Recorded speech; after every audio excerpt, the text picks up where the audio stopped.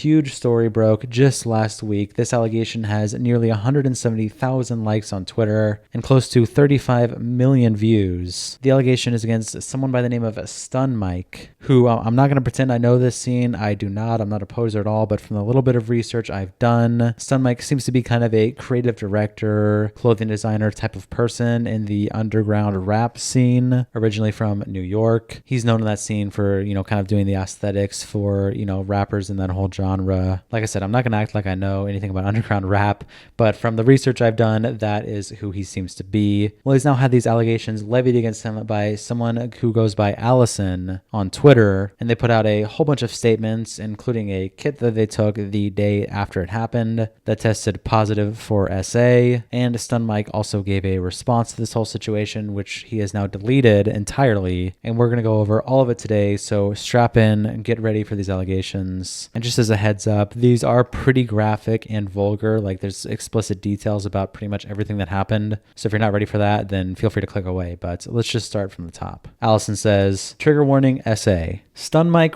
me on April 21st, 2024. Took me this long to come out because I was so scared of him and what he could do to me, but now that it's out and he knows, plus my friends are supportive, I feel safe enough to do this. Then they link details of the assault, and they say, April 21st at 5 a.m. He DM'd me to come play pool, and I said okay because I saw that we had a lot of mutuals. I thought I would be safe, so I went, and then he offered me weed and I smoked way too much. I was really anxious, and I told him I'm really high and anxious and I don't smoke very often, and he just ignored it. Then he asked to kiss me, and I said yes. He then said, you want to go to my bed or the basement? That question in itself made me so anxious, but I did not want to go to his basement, so I said his bed.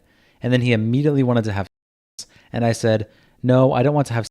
I don't really know you. And he asked me like 3 more times after, and I kept saying no very explicitly every time. Then he put his fingers in my mouth and said, do you want this, baby? I said, okay, because I thought he was going to me, but then he stuck his me so fast I couldn't react. No protection was used, which was my first thing I noticed, and the anxiety from the marijuana and not understanding what was happening. That was when I went into shock and autopilot, and was disassociating for a long time. He told me to open my mouth and he spit in it and called me a good girl. I felt so sick I wanted to beg him to stop, but I went completely nonverbal. I remember him me so hard that I felt like I almost lost consciousness at one point. When I felt more clear-headed, I felt so much pain inside me. He kept asking me what he was doing good and what I liked, and kept having to take it out and spit on it because I was so dry. I couldn't even respond to him. I thought the only thing I could do at this point was to give in. I remember I was so disgusted kissing him, I kept trying to avoid it by kissing his neck instead, and I gave him a hickey. By then, I was so disgusted, I told him to stop, because 1, I wasn't turned on at all, it hurt so bad, and 2, I didn't want it, and I never wanted it. I explicitly told him I didn't want to have sex before all of this. He did stop after I told him to, but he asked me 10 more times afterwards to keep having sex, that I got to the point where I was almost yelling no. In response, he laughed at me and then said, can you suck my dick at least? After all of this, I wanted to leave so bad, but my friend letting me stay was asleep, and I didn't know the address, and it was also my first night in New York, and it was really early, so I had to sleep there. I tried to call them multiple times. I was so high that the whole thing felt like a nightmare. Before all of this, he promised me things like how I could model for his brand and how he would help me get out there, and even said he would take me somewhere and buy me something nice, etc. And so I was so desperate for this opportunity he presented that I told myself it didn't bother me and nothing happened. I also did not want to be I didn't want to deal with feeling so powerless in a situation like that. I didn't want to accept that I was I also didn't fully realize at the time that I was and was doubting and blaming myself heavily. So afterwards, he would flirt with me over text and I would flirt back. This exchange lasted about 10 hours on and off throughout the day. But by the end of it, this all happened within 24 hours, I finally realized I was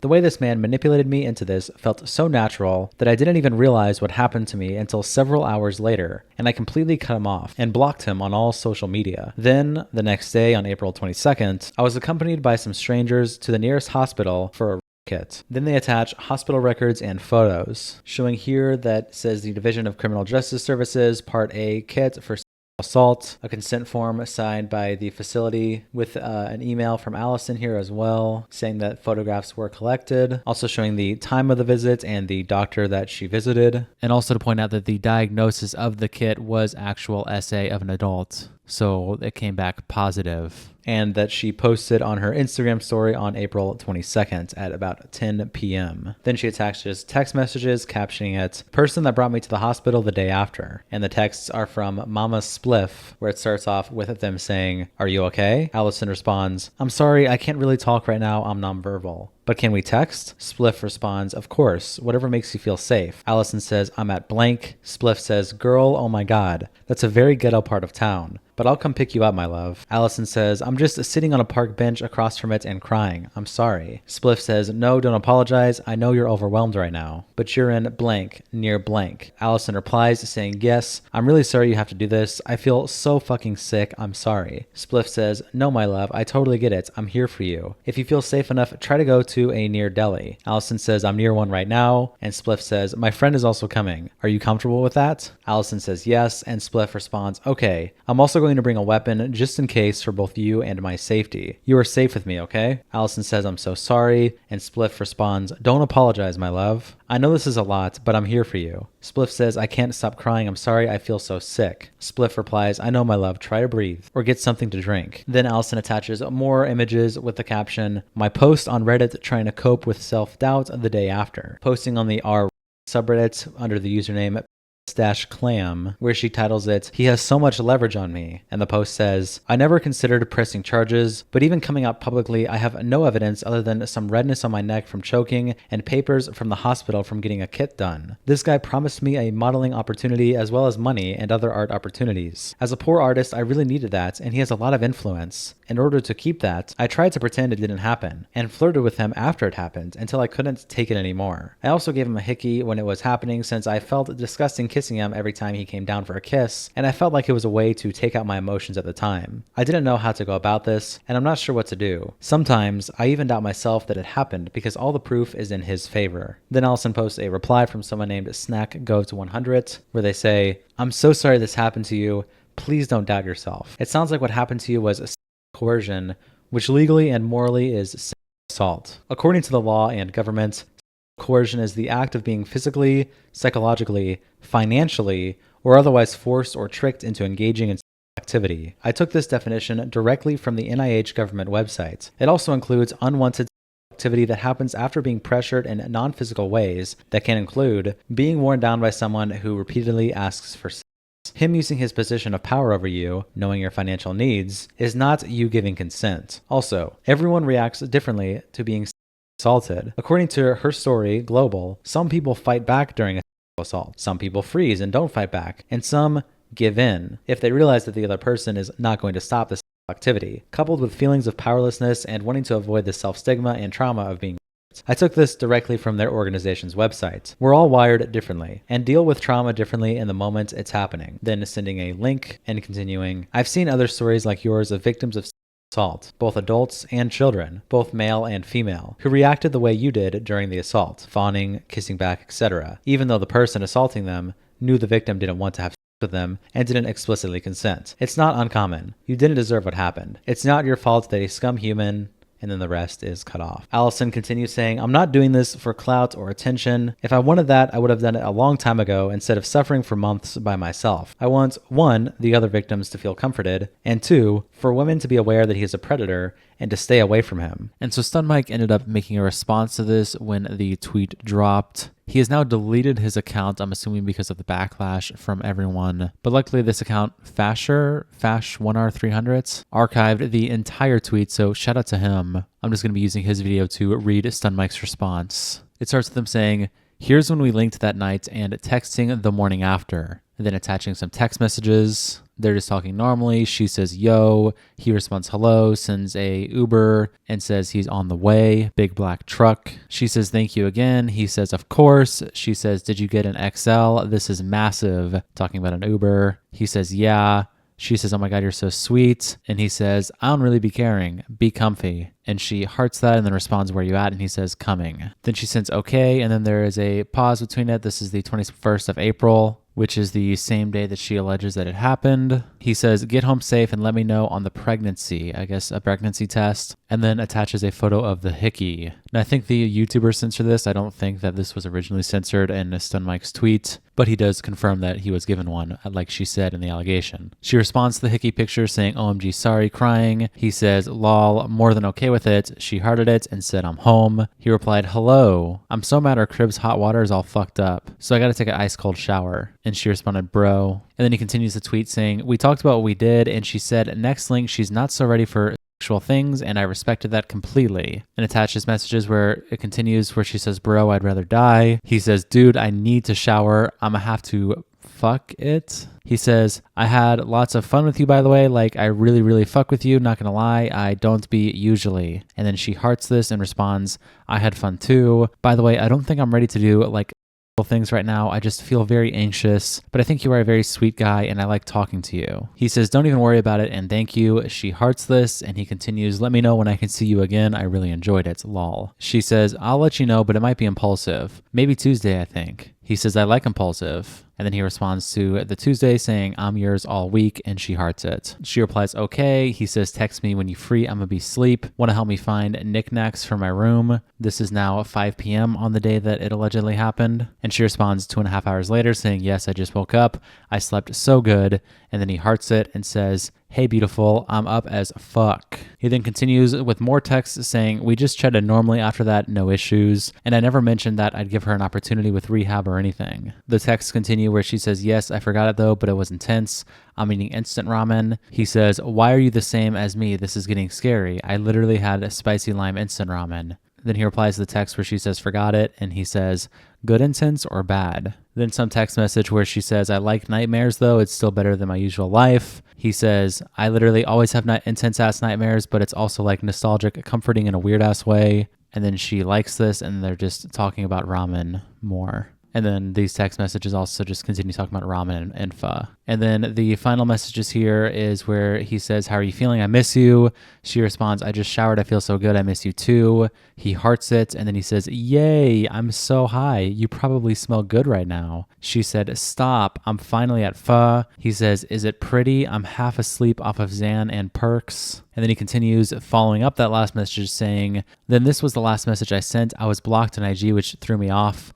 And I just took it as a ghosting. These pics here are me with her in my basement where I print all my rehab stuff, which, as I said at the beginning, he's kind of like a creative director guy for the underground rap industry, and rehab is kind of like his whole bit. He apparently has a whole bunch of different like rehab related parodies he's done on iconic things or, you know, whatever. That's kind of like a bit with him, or his aesthetic, I guess. So it continues off that Xan Perk text where he says, wishing you were playing with my hair again. And then later at 4 a.m. now on the 22nd, the day after the rape happened, allegedly, he says, you up? Then later that evening, he says, hey, did you block me? Did I do something wrong to you? And then the next morning, he just sends a question mark. Then he just shows the girl, which is Alison, with I Heart Rehab, which is his whole thing. And then he just shows this, which is maybe them in the basement. I'm not really sure what this photo is supposed to represent. He continues saying, she states I asked her to go to the basement, which I never did. We were in the basement only to print those boxers shown, which she asked to have. I also never once forced myself onto her. I asked her if she had a boyfriend. She said no. I asked if she wanted to kiss, and she said yes. I checked every single time with her if she was okay when she asked to stop. That would have been evidence if I did something wrong in these texts. So then he attaches a video, which I don't have an archive of, but once again, luckily this guy just took screenshots from the video. And so we get to see all the sections. He's replying to individual sections of her notes app allegation. So he screenshots the part where she talks about offering weed. She says, he offered me weed and I smoked way too much. I was anxious and I told him I'm really high and anxious. I don't smoke very often and he just ignored it. His response to this is, she claims I ignored that. She said she was high, which isn't true. I stopped offering any weed completely and asked if she was okay. She also says right after I asked her to kiss, and then said, let's go to the basement or my bedroom, which is also untrue. We had already been in the basement, I guess, which is what the pictures earlier were supposed to show, saying that they'd already been in the basement, so he wasn't trying to ask to either go to either one. He then shows this part of her statement, which says, he then said, do you want to go to the bed or the basement? That question in itself made me so anxious, but I did not want to go to his basement, so I said his bed, and then he immediately wanted to have sex.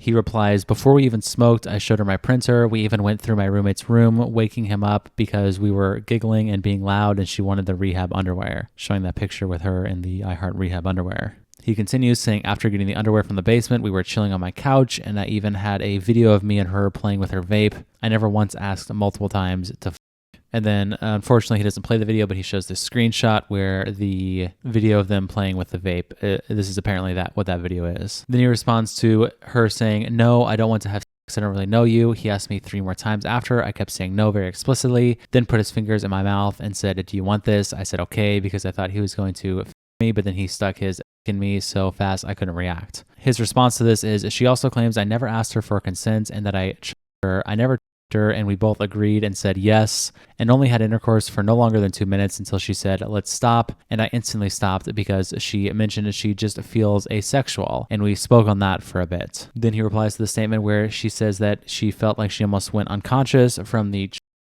and that she felt a ton of pain inside of her. He says, my room had no door, so I even remember us getting a curtain and hanging it up on my door frame with tape, just being goofy. I did not berate her by asking her to I don't really know what this has to do with this part, but I guess that's his response. Then he shows her part of the statement where she's saying that he had asked her 10 more times to continue intercourse. He addressed this saying, I never asked her again after she said no as well. We talked about random BS for a couple minutes. Then she mentioned she had to go because her friend had a pregnancy scare. So I copped her an Uber. We both said bye with no problem at all. We both were talking about our dreams. And then he sends some text where she says, I slept so good. Hey, beautiful, I'm up as fuck. Continuing on from that text we read earlier, he says, did you dream? She says, yes, I forgot it though. And then after the text, he says, just chatting, nothing seemed wrong to me or anything seemed up. And then in his final response, he links the part where she says, like a nightmare before all this, he promised me things like how I could model for his brand and he would help me get out there and even said he would take me somewhere and buy me something nice, etc. And so I was so desperate for this opportunity he presented that I told myself it didn't bother me and nothing happened. His response is, she also claimed I promised her things like modeling for my brand and to take her somewhere nice and buy her things, but I never gassed up any of that, nor did all of our messages show it. I only said she could go far with her drawings and tattoos. So of course he's saying that in the text it didn't show it, but that doesn't really necessarily mean it didn't happen verbally. So I mean the text don't show it, sure, but you guys had a whole verbal conversation and a hangout between the text of her getting the Uber on the way there and you getting her the Uber to leave. There's a ton of verbal conversation that happened there. Then he continues saying, I did nothing without consent and I still stand on that. I only post these screenshots to show my side and I already know y'all gonna run with whatever. The rest of this is going to court. This is my real life career on the line and there's so many lies in that story. Explaining myself to Twitter won't solve it. So he's now saying he is openly pressing charges because she openly had said that she wasn't interested in pressing charges, unless maybe she changed her mind after this post, but he is claiming he's going to court now over this. So then she replies to a bunch of his tweets. Now, unfortunately, some of them are missing. Some of them I have from the other guy's video, but she replies to, I'm assuming one of his response tweets because this was after her allegation went public, probably one of the tweets talking about how they had normal conversations. And she says, obviously it's going to be normal. I was naive and fully trusted you from the start all the way until it happened. I thought we could have been friends. Saying like, duh, of course the conversations were normal. Then continuing, like I mentioned in my details of the assault post,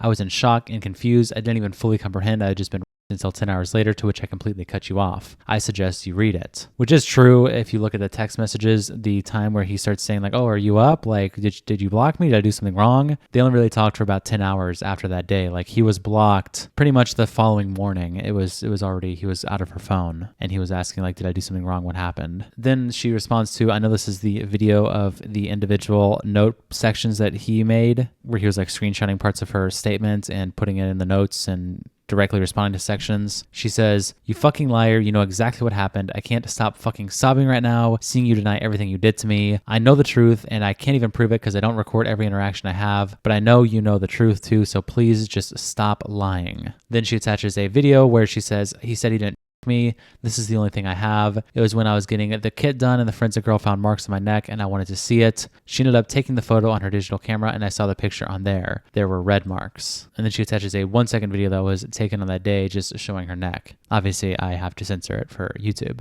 Then when it comes to pressing charges, because now Stunmic is allegedly pressing charges in this case, Alison addresses this by saying, people asking why I'm not pressing charges at the moment. Please understand how foul and unfair the court system is for SA cases. Standing up there being cross-examined like that, I would rather end myself. Obviously, it's a insane story, and I would say it's almost 100% he said, she said, except for the fact that she did end up taking a kit and it did come back positive, which is pretty much instantly a huge red flag in the situation. And then his response was just weird and suspicious. His response made no sense to me. He was just showing sections of each part and giving these weird half-assed responses, and also giving things that just confirmed her allegations in certain ways. Like showing, yeah, she did block me after 10 hours. Here it is on video, her blocking me the next day. And also, yeah, here's a photo of her giving me a hickey, which she alleged in the initial allegation. And I 100% believe the idea of like, she didn't initially, immediately within 20 seconds, just cut off the guy and hate him instantly. I mean, it lasted literally less than 12 hours. She pretty much was like friendly. She went home. She continued being a little bit friendly and text for that one single day, and then blocked him immediately, got a kit. It came back positive. I mean, I don't know. That's really the most you can expect in this situation. Unless she just started like kicking his ass there in person or something while she's getting assaulted. That obviously wouldn't make any sense. Or blocking him the instant she got home when she's probably still coming down from the shock, I'd assume. But of course, like I said, I don't know. I mean, these are all just allegations, and I just didn't like his response that much. I thought it was kind of lame. He didn't really give much at all. And he also kept up his whole bits. Like, well, while I've been researching this whole thing, apparently his whole bit is to do the thing where he like capitalizes the first letter of every word. Like, this is his aesthetic as like a rapper and as like a creative in this underground rap scene. And so it's just like, you're really doing this during allegations of against you? I feel like you could drop the aesthetic for a second, bro, and take it a little more seriously. I don't know. Maybe I'm being too aggro, but yeah, I mean, there's obviously a lot to take away from the situation. And so that's pretty much the entirety of the allegations that I can find for right now. There might be some things I missed here and there. If you are following this story, or if you're a fan of the whole underground rap scene, I don't know how much crossover there is between that and my nerdy ass channel, but maybe there is. And if you want to tell me more, let me know in the comments, something I may have missed. But that's all I really got to say about this. So I'll see you guys tomorrow. Peace.